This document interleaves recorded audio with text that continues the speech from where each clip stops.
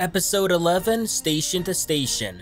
Kaz and Neeku disguise themselves as technicians and sneak onto a First Order refueling station, where they try to steal an important piece of tech called a trans-binary deflector, as the one currently on the Colossus is going to expire soon, and unless a replacement is found, then everyone aboard the Colossus will fry from cosmic radiation. While there, Kaz is seen by Tam, who's on a supply run with Rucklin at the station, but she refrains from saying anything in order to not blow his cover.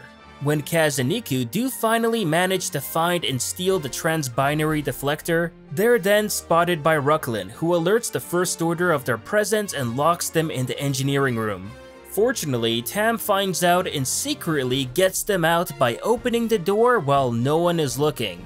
After dodging blast after blast from Commander Pyre and his men, Kaz and Neeku manage to get to their getaway ship in time and escape from the station with the stolen tech in hand. I thought this episode was a much needed improvement over last week. It was interesting as we got an episode where it showed us the point of view of things from the First Order, seeing as Tam and Rucklin do a supply run while also at the same time seeing an infiltration mission unfold with Kaz and Neeku. That was a refreshing mix of things and done quite well. Oh, and I need to mention too that we actually got a competent Kaz this time around as well, so seeing that happen always helps the episode a lot.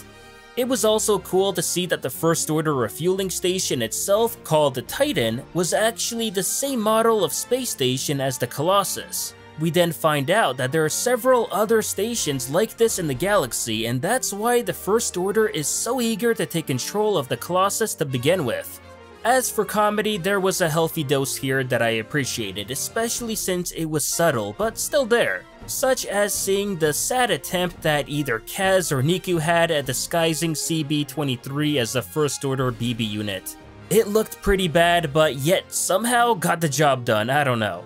I also couldn't help but smile at the voice impressions Kaz made during certain moments of the episode, and yeah, again, subtle stuff, but I enjoyed it nonetheless.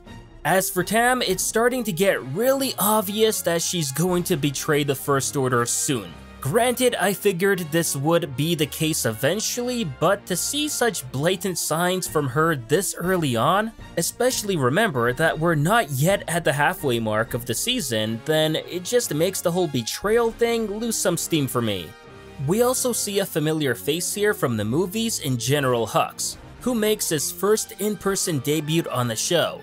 He doesn't really do much other than make a short appearance just to show off that he's around and all, but I did like that we finally got to see him here at some point. And while I don't think it was Donald Gleason who did the voice here, I thought it was fine for whoever did it, so it wasn't bad. Now, there were some things here that didn't sit quite right for me. For example, how is it that it's always Rucklin who's the first one to spot the enemies aboard the ship? Especially on a station full of troopers at every corner you see.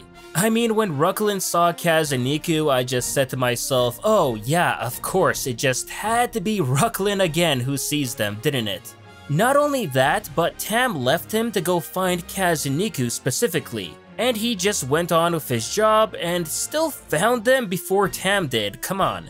Next, how in the world was Tam able to teleport from one area of the station where she opened the door for Kaz and Neeku, and then in the next scene be the first one to be at the engineering room before any of the thousands of troopers aboard the station? Not to mention that the security were alerted about them being locked up in the engineering room long before Tam even found out that they were there. So yeah, that made no sense at all. Lastly, if you thought that was bad, then you really need to suspend your disbeliefs on how Kaz and Neeku managed to escape hallways packed with stormtroopers, even Hux and Commander Pyre, as they somehow are able to leave the station without a single scratch. I know Rebels made the Empire look kind of goofy, but now this show is doing the same with just how incompetent the First Order could be.